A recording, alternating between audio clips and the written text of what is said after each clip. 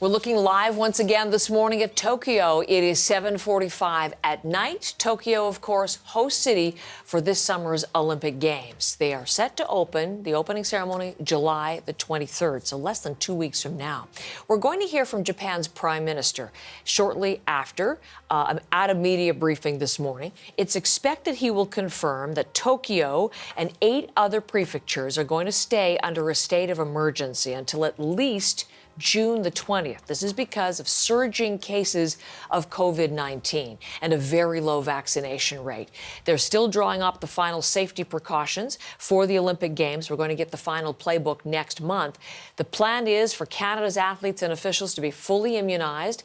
Canada's Deputy Chief Public Health Official believes that can only help this country's vaccination effort.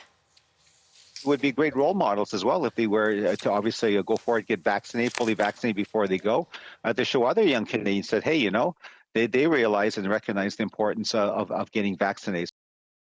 So that is Canada's vaccination. The plan is to offer vaccination to all of the athletes competing, not meant to be mandatory, though.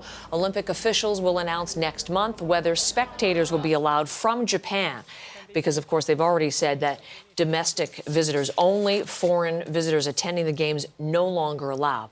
So this whole issue of COVID and the Olympic Games, it's a big point of discussion and debate in Japan and indeed around the world. And we have a perspective on both for you this morning. I told you a few weeks ago that we would be checking back in with Alex Kopach, and indeed he's with us this morning from London, Ontario. We spoke to him as he came out of hospital after really a very severe bout of COVID-19. There he was there. There he is now. Alex, gold medalist, of course, in the two-man bobsled in 2018 in Pyeongchang. And so many things to ask you. But number one, welcome back. And let me just look at you. You look fantastic, and it's so good to see you as we're more used to seeing you, Alex. How are you feeling? Oh, good morning. I'm feeling way better. I mean, it's been definitely a very challenging, I'd say, total 6-week period of just getting through the virus and the recovery process. And in the last 2 weeks, I've made leaps and bounds. Really? Clot's been under control. My energy's obviously gone way up, and I've been able to start doing a little bit more physical activity, which has been fantastic. So to what point? Where are you on a 1 to 10? Where would you be now on your physical recovery? You can call me a 9.5. Really? I'm feeling truly very much like my old self prior to COVID. So you were telling us last time how difficult it was even to breathe. I mean, you'd had to have oxygen support there in hospital. Are you training? Are you able to do that kind of exercise even at this point?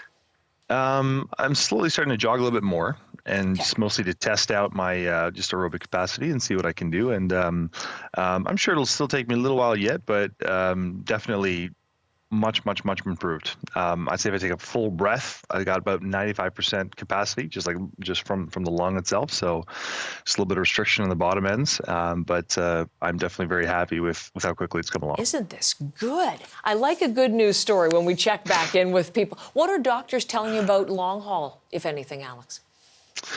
As far as like long-term effects, we're going to have to wait and see. Mm-hmm. I'm a part of a couple studies, and a lot of them, or actually one of them specifically, has a lot to do with checking in on how the lungs are recovering using imaging. So that'll give me a little bit more kind of long-term information. So we'll see how that goes. And I want to ask, too, about how you're doing psychologically, because we were so struck in our initial conversation. I've been thinking about it many times since, how there you are, a young man. You told us rather poignantly you had to, make a will and think about the end of your life, confront your own mortality as a result of dealing with COVID. Wondering where you are mentally and how things might have changed for you in that respect. Well, I'd say since those kind of darker days, I'm just overwhelmed with gratitude, and I'm just thankful that each breath is definitely a little bit more sweeter, and I'd say just overall a very positive outlook. There's so many great things to be thankful for, and a big thing is to celebrate how much our healthcare system has done to get people vaccinated. And I'd say a big thank you to all the Canadians that are willing and have actually bought in to the vaccinating program. That's wonderful. And I know so many expressed their best wishes to you when they learned that you were struggling with COVID-19. Let's leave your part of the story in all of this. I want to look back at live pictures of Tokyo. We've been spending a lot of time looking ahead to Tokyo, under 2 months now, to the Summer Games opening ceremony, Alex. And as an Olympian, I have some questions for you. So there's a real debate on all of this. There are some people who say growing calls, cancel the games, can't be held safely, the people in Japan at risk, the world potentially at risk. A doctor just yesterday was warning of a whole potential new Olympic variant as a result of the games being held. And on the other hand, people say it will be safe. They're so far along, it would be impossible to change the course now. What is your view on this? Well, I guess, there's 2 points to touch to there. And so just to give a fair shake to both, I'd say, yes, the reality is that having so many international people show up, these are all definitely vectors of how the virus can get spread around again. But at the same time, just kind of using our country as an example, the Olympics can be a beautiful opportunity to be a celebration of showing how the world has come together to be vaccinated so thoroughly that it probably couldn't get passed around again if everybody is properly vaccinated. So there's definitely two large sides to be explored here, and considering how much has been done to try and keep this specific Olympic Games going ahead, I think that there's a tremendous amount to be said about all the medical precautions that people are trying to take, and especially seeing how everybody involved will be vaccinated. I think there's definitely a huge opportunity to show, this is what mankind's been capable of, and this Olympics will be remembered for our, so-called triumph over the virus. Certainly, I know that's been the thinking and has been the hope, although, in Japan itself, we know fewer than 5% of the population is vaccinated. And within the Japanese people, they're very concerned about all of the visitors coming in. So there's that whole argument to be made as well. Who do you think should make the ultimate decision? I'm wondering, in your view, if it's doctors, IOC, how much of a voice athletes should have in all of this? Mm-hmm. Mm-hmm. I think it's very challenging.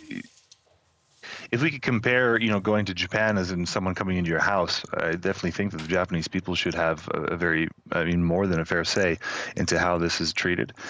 But ultimately, we're just going to have to see how, the organizing countries are all going to kind of buy in together and have conversations and with the IOC. And from what we've been seeing, we'll find out shortly. So definitely I hope for a positive outlook, because so many athletes have put in, their life's work is essentially trying to make these games and make an impact. And definitely nobody wants to do it in a way that's unsafe. And definitely I hope the most positive outlook for everybody, because it would be a tragedy if the Japanese people were affected negatively. That's true. But you mentioned the athletes, and of course, you know exactly what it's like to be getting ready for this moment in your life, a moment for which an athlete has trained all of one's life or all of his or her life. Put us in that mindset for a moment to help us understand how difficult a moment this might be from the Olympic athlete's perspective, and what kinds of considerations they'll be weighing. Well, if I was to put my shoes back in there and say, the Winter Olympics ended up being these Japanese Olympics, I would then realize that, this is essentially a full obsession that you've focused on for at least a 4-year period, and in this case, a little bit longer. So, and in many athletes' cases, it could be a life work. So the whole threat that it might actually be kind of squashed, I think would be extremely, from a mental health perspective, very challenging, and especially trying to, come to terms with, so then what then if this doesn't go through? And then what are the consequences afterwards? And then who am I if I never even had that opportunity to represent? But at the same time, considering what the world has gone through, there might be a chance to kind of see that, to be a part of a larger solution, as opposed to just focused on whether or not this Olympics has gone through or not, could be a positive way to recover from that. But, a lot of athletes push it right to the red. So, we're talking about borderline injury, lots of pain, things like this, where you've given everything to try and make sure that this is a success for yourself and to represent your country and make everybody proud. So, the weight of all of that being hung on a decision that is out of your control, I think, is probably the worst thing, because much of sport, you can only control what you can, and that's generally your physical self and your surroundings. And so the rest of it is essentially a go with the flow kind of situation. I just can't imagine. To me, it would be excruciating. You have, your life, your health, the rest of your life. These are young athletes in your prime, and at the same time, of course, that's at risk potentially. And then on the other hand, as you say, what you've worked for and dedicated yourself to wholly for years and years and years, and your family as well on this journey. If this were your Olympics, given what you've been through as someone who's had COVID, given what you know, would you go? Well, that's a great question. Well, I'd say, like, specifically in my exact scenario with what I'd experienced, if I was to go, I'd have to be extremely assured that, of course, myself being vaccinated, that'd be an absolute priority. And then on top of that, what precautions have been taken? Because the last thing I want is anyone even remotely getting anything that I experienced, because I think there'd be a terrible consequence to know that you might have been a part of that spread. Very tough to say one way or the other, because I remember what it was like as you're getting closer to that moment. There's this it's a dream come true kind of scenario. So I mean, easy for me to say now that I've been away from it long enough that I'd say, oh, maybe I'd stay home or something like this. But definitely, we're going to have to really rely on our sport and organizations and the IOC to make it as safe as possible, because I know that I'd probably be extremely eager to take the opportunity to represent the country if it were presented right now. Thank you. You're always so thoughtful, and it's always a delight to talk to you. We are very happy to see you well on your road to full strength. Thank you, Alex, for the time. Best of luck with the continued recovery. Thanks very much.